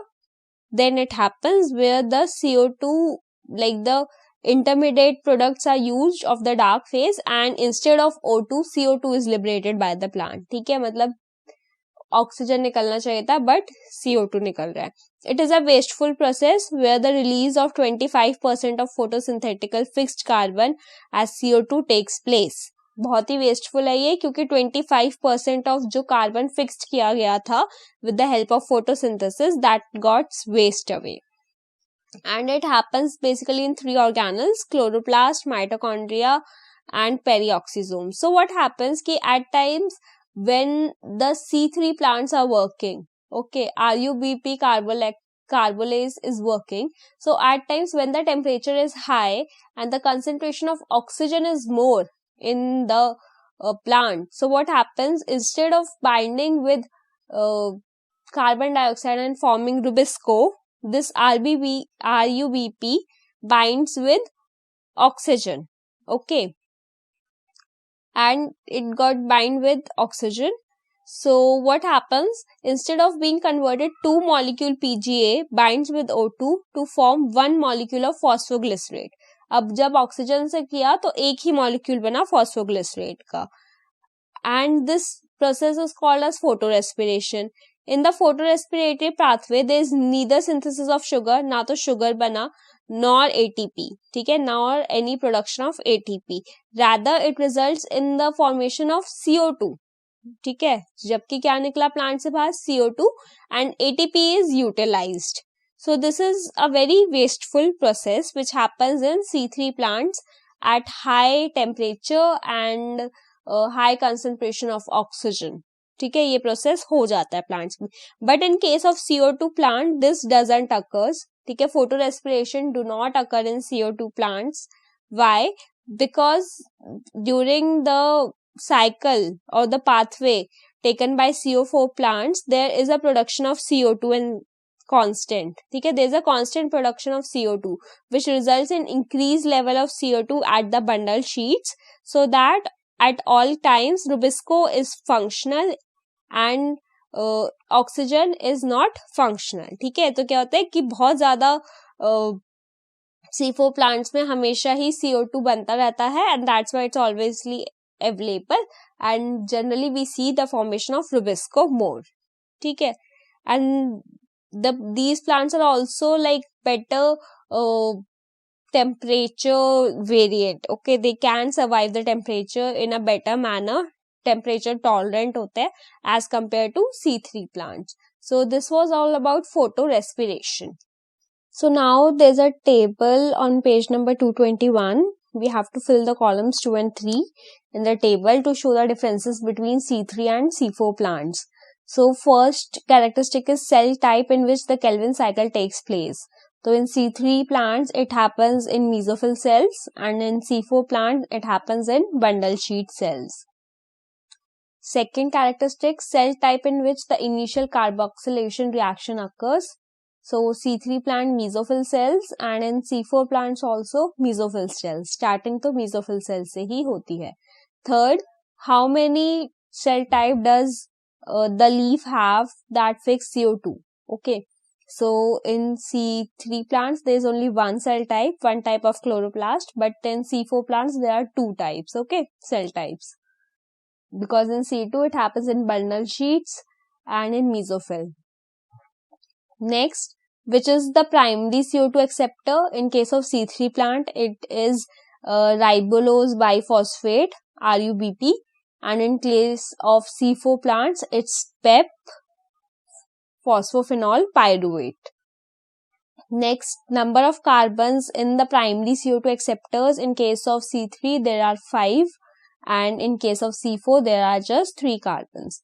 In which is the primary CO2 fixation product? In case of C3, it is PGA, okay, and in case of C4 plants, is OOA. So PGA हमारा है phosphoglyceric acid, and the next is oxaloacetic acid. Next is number of carbons in primary CO2 fixation product. Of C3 plants में there are 3 carbons, and C4 में there are 4. Does the plant have rubisco? C3 में yes, and in C4 also yes, there is a presence of rubisco. Does the plant have pepcase?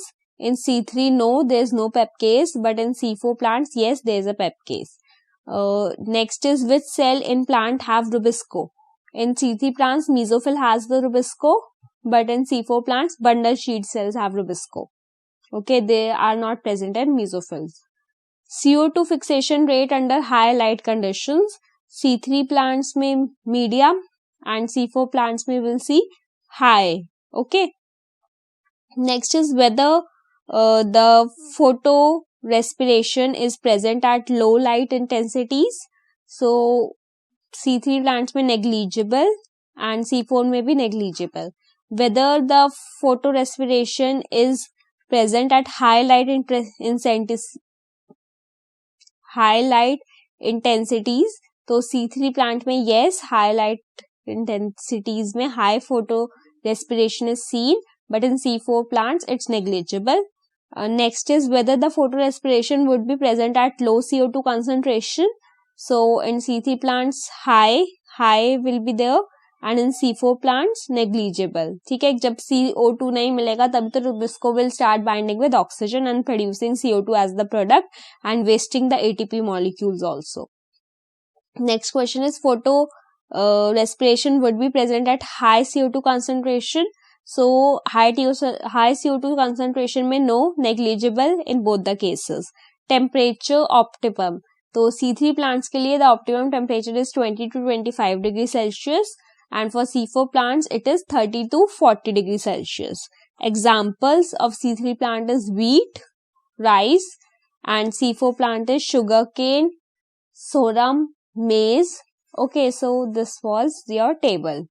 Hello students, I am Karuna this side from Delhi, and in this part of audio we will be covering the last topic of chapter number 13 of your biology book 11th class, photosynthesis on higher plants. We would be covering the last topic on page number 222, factors affecting the photosynthesis. So अब हमें देखना है कि कौन से factors होते हैं जो photosynthesis को affect करने हैं. अब हमने photosynthesis तो अच्छे से पढ़ लिया और किस तरह से work करता है in light and dark reaction, pathways, सब कुछ हम देख चुके हैं. So now we'll see the factors. So factor is affected by both internal factors and external factors that affect the photosynthesis of a plant.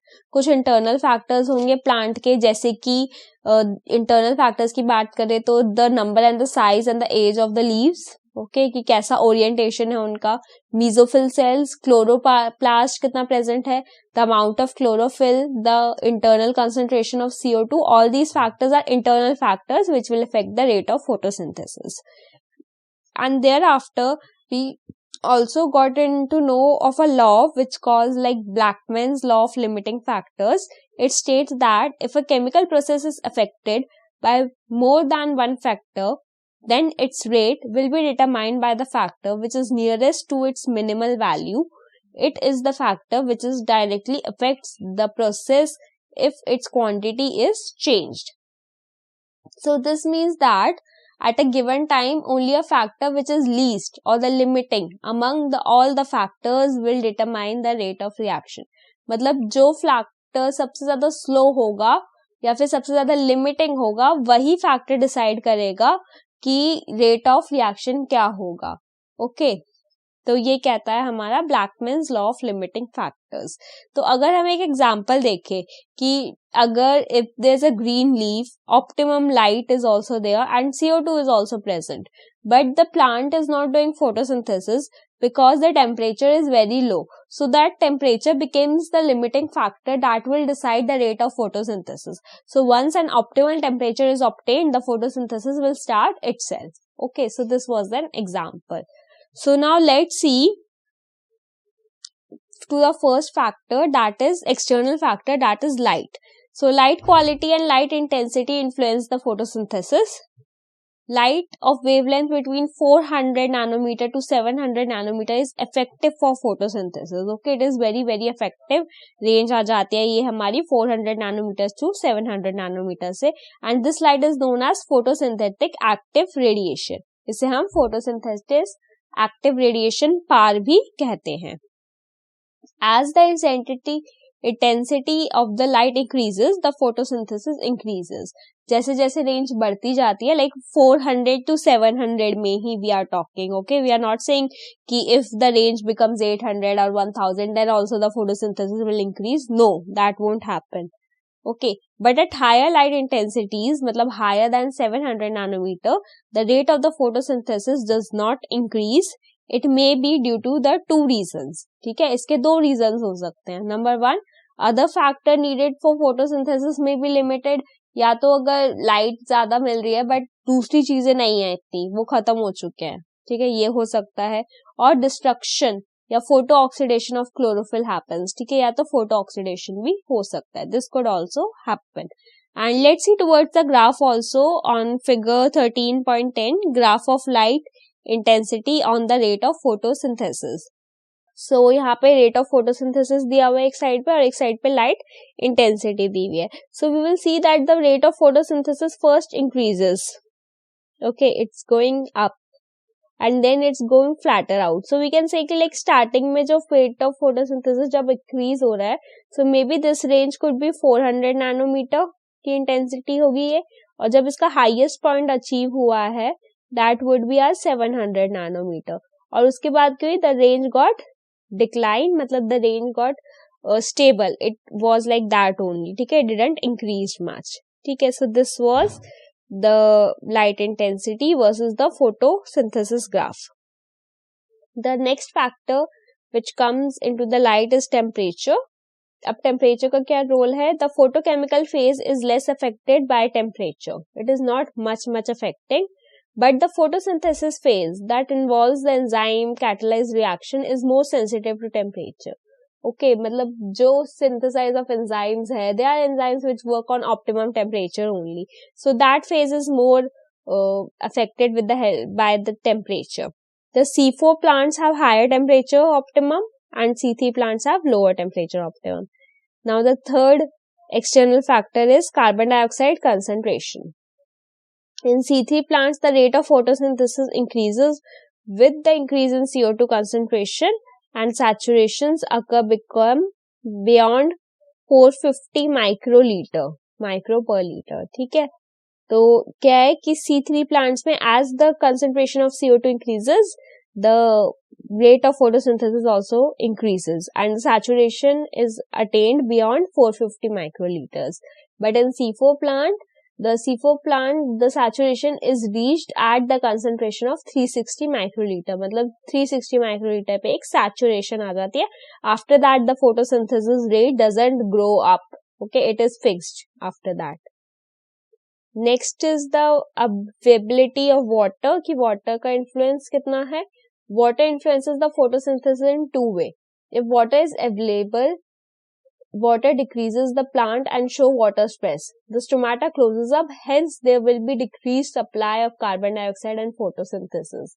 क्या करता है, अगर water available होगा तो क्या करेगा, वो stomata को close कर देगा, because the guard cells will be get occupied or filled with water that will lead into swelling up and closing of stomatal pore. तो ये होता है, तो इसकी वजह से क्या हुआ कि stomatal pore हो गया, वो close हो गया, जिसकी वजह से the supply of carbon dioxide is declined, तो rate of photosynthesis will decrease.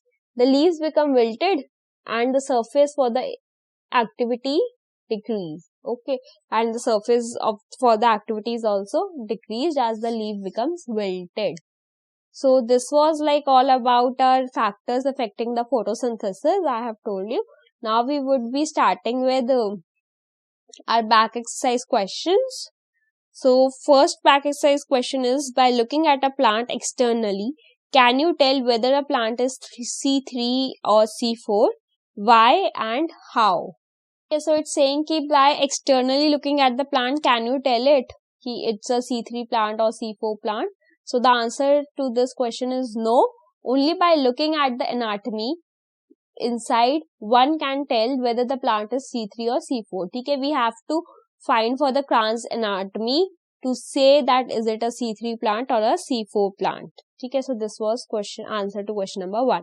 Question number 2 says, by looking at the which internal structure of the plant can you tell whether a plant is C3 or C4? कौन सा internal structure देखोगे आप plant का to show that whether it is C3 or C4? So इसके answer के लिए हम leaves का internal structure देखेंगे, ठीक है, by looking at the Kranz anatomy of the leaves. अब हमें पता है कि Kranz anatomy है वो C4 plants में ही पाई जाती है, it is not found in C3 plants. So we will look for Kranz anatomy of the leaves. And Kranz means like wreath, so it refers to the arrangement of the cells. Vascular bundles are surrounded by large parenchyma cells forming a bundle sheet. The bundle sheet cell possesses the characteristically a number of chloroplasts, thick wall and their compact arrangement. The bundle sheet chloroplasts are agranule. ठीक है, वो granular नहीं होते. So we will see for the Kranz anatomy of the leaves to check whether the plant is C3 or C4. Now let's move towards the next question. Even though a very few cells in C4 plant carry out biosynthesis, Calvin pathway, yet they are highly productive. Can you discuss why? So it's saying that there are less number of cells which biosynthesize with the help of Calvin pathway, but then also it is like वो बहुत ज्यादा reproductive होते हैं, तो we have to discuss कि क्यों ऐसा क्यों होता है. Okay, so let's see towards the answer of this question.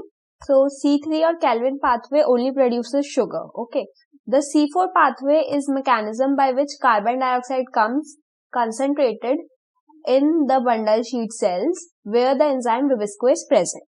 Under such situation, Rubisco functions only as carboxylase, and Calvin cycle continues. There is no oxygenase function, that is photorespiration is absent. Since photorespiratory losses are absent, their plants are highly reproductive or highly productive in nature. Okay, so क्या हो गया यहाँ पे कि यहाँ पे there is a constant supply of CO2 with the help of C4 pathway, जिसकी वजह से क्या हुआ, the Rubisco will always attach with carbon dioxide only and it will always form sugars. Okay, there is no production of CO2 at the end because it doesn't get any oxygen to get attached, and hence these plants are very very productive in nature क्योंकि वो CO2 produce नहीं कर रहे, they are just producing oxygen. Okay, so their mechanism is very very accurate, we can say. Okay, now let's see towards the next question. It says Rubisco is an enzyme that acts both as carboxylase and oxygenase. Why do you think Rubisco carries out more carboxylation in C4 plants? So it is saying कि Rubisco एक ऐसा enzyme है जो carboxylase के साथ भी work करता है और ऑक्सीजनेज के साथ भी वर्क करता है. So we have to tell कि why the Rubisco carries out more carboxylation in C4 plants. Like C4 plants में ज़्यादा carboxylation क्यों help करता है Rubisco? Okay, so let's for the answer of this question, let's see it. Rubisco is present in the bundle sheet cells of C4 plants. The mesophyll cells of C4 plants have a mechanism to concentrate the CO2 in bundle sheet cells. Since the concentration of CO2 in bundle sheet cell is higher, Rubisco function as carboxylase only. ठीक है, तो इसका answer क्या है कि Rubisco कहाँ present होता है? बंडल शीट सेल में प्रेजेंट होता है. It is absent in mesophyll sales of C4 plant. It is only present in bundle sheath sales. तो अब बंडल शीट सेल्स में Rubisco प्रेजेंट है and through the C4 mechanism, C4 pathway, the concentration of CO2 becomes higher in that bundle sheet cells. So what happens now is that Rubisco takes the CO2 and always works as carboxylase only. ठीक है, वो carboxylase की तरह ही work करेगा to form sugar because it's getting CO2 through the mechanism of C4 plant. Okay, so this was the answer. Now let's move towards the next question. Question number 5. Suppose there were plants that had a higher concentration of chlorophyll B but lacked chlorophyll A. Would it carry out photosynthesis? Then why do the plants have chlorophyll B and other accessory pigments? So the question is saying कि we have to suppose a plant where the concentration of chlorophyll B is really high and it doesn't have, or it have in a many minor condition chlorophyll A. So what, like, photosynthesis will happen in that plant or not?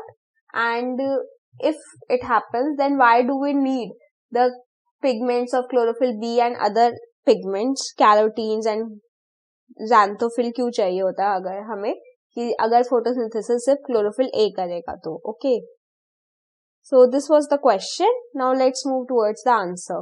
So the answer to this question is no, it cannot carry out photosynthesis as the reaction center is formed by chlorophyll A. मतलब जो PS1 और PS2 का जो reaction center होता है, that is only formed by chlorophyll A. Then why is the need of the other pigments? So the need के लिए the answer is the other accessory pigments absorb different wavelengths of light and pass on the energy to the reaction center for more efficient photosynthesis. ठीक है, वो क्या करते हैं? They just trap the energy and pass it to the reaction center ताकि photosynthesis एक higher rate पे हो सके. Now the next question is question number 6. Why is the color of leaf kept in dark, frequently yellow or pale green? Which pigment do you think is more stable? Like when we keep the leaves in dark, they tend to become yellow or pale green. Okay, so we have to tell ki which pigment is more stable and why this happens. So the answer to this is in dark there is no formation of chlorophyll, hence the leaf turns to be yellow or pale green in color. ठीक है, क्योंकि dark में formation of chlorophyll is not there and chlorophyll is degraded, so the leaves become pale and yellow. Carotenoid is the pigment that are most stable. ठीक है, carotenoid is the pigment which is the most stable pigment out of the chlorophyll A, B, carotene and xanthophyll. So question number 7 says, look at the leaves of the same plant on the shady side and compare it with the leaves on the sunny side, or compare the potted plant kept in sunlight with those in shade. Which of them has leaves that have darker green and why? ठीक है, so we have to compare two plants, एक जो shade में किया हुआ है और एक darker side में किया हुआ है, and we have to see कि darker green leaves हमें कहाँ मिलेगी और क्यों. So the answer to this question is that the leaves of indoor plants and the leaves on the shaded plants are dark green. ठीक है, जो मतलब plants अंदर की तरफ थे या dark side पे थे या indoor पे थे, that have dark green leaves. The development of chlorophyll to trap enough light for photosynthesis, hence they are dark and green. ठीक है, why? Because there is more development of chlorophyll in these plants so that they can trap more sunlight. ठीक है, ज़्यादा से ज़्यादा sunlight वो trap कर सके, इसलिए ज़्यादा से ज़्यादा chlorophyll बना उन plants में, and hence the leaves become more darker in indoor or the shady plants. Okay. Now let's move towards question number 8. It says figure 13.10 shows the effect of light on the rate of photosynthesis. Based on the graph, answer the following questions. ठीक है, so मतलब हमारा जो graph दिया हुआ है, the figure 13.10, उसको देख के हमें इन questions के answer करने हैं. Okay, so first part है कि at which point or points A, B और C in the curve is a light a limiting factor. ठीक है, तो कौन से पॉइंट पे लाइट एक लिमिटिंग फैक्टर है. So we will see that at point A the light will react as a limiting factor. ठीक है, A पॉइंट पे जो A रेंज है लाइट की वहां पे लाइट लिमिटिंग फैक्टर है. अगर लाइट नहीं होगी तो फोटोसिंथेसिस नहीं होगा. Then the question number B says what could be the limiting factors in region A. तो क्या limiting factors हो सकते हैं region A में? So it could be temperature, CO2 and the concentration of light, or the light intensities, temperature and CO2 concentration could be the limiting factors. Question number C says part C, what do C and D represents on the curve? ठीक है, C और D क्या represent कर रहे हैं curve पे? तो the answer to this is C represents the steady rate of photosynthesis that indicates that some other factor is limiting. C क्या कर रहा है कि एक steady rate of photosynthesis दिखा रहा है, जिसका मतलब है कि अब कोई और factor है जो limiting है. D is the light intensity where the maximum rate of photosynthesis has reached and given the condition. D point पे will see कि the graph is at it as the maximum height. तो यहाँ पे जो rate of photosynthesis है that is maximum, and D is the optimum light intensity at the given condition. इसका मतलब है कि जो भी conditions दी हुई है उस पे जो D पॉइंट पे जो लाइट इंटेंसिटी है दैट इज द मैक्सिमम. ये मैक्सिमम इंटेंसिटी है जिस पे हम maximum rate of photosynthesis achieve कर सकते हैं. Now let's move towards question number 9, the last question. Give the comparison between the following. C3 and C4 pathway में कंपैरिजन बताना है हमें सबसे पहले. So the answer to this is C3 pathway. The primary CO2 acceptor is ribulose 1,5 biphosphate, but in C4 pathway the primary CO2 acceptor is phosphophenol pyruvate. Second point in C3, the first stable product for the process is phosphoglyceric acid, which is a 3-carbon compound, but on C4 plants, C4 pathway, the first stable product is oxaloacetate, which is a 4-carbon compound. C3 pathway में next point, the optimum temperature is about 25 degrees Celsius, and C4 pathway में the optimum temperature is 40 to 45 degrees Celsius. Next C3 में saturation occurs beyond 450 microliters of O2, and C4 में saturation occurs at 360 microliter of CO2. Okay. Now the next we have to do differentiate between cyclic and non-cyclic photophosphorylation. ठीक है, तो cyclic photophosphorylation में हम points लिखेंगे. The electrons emitted by PS1, which is P70, comes back to the same P70 chlorophyll. ठीक है, it is cyclic, वापस वहीं पे आ जाएंगे. But in non-cyclic, the electrons emitted by PS2, P680, do not come back to it, but are replaced by the electrons from the water.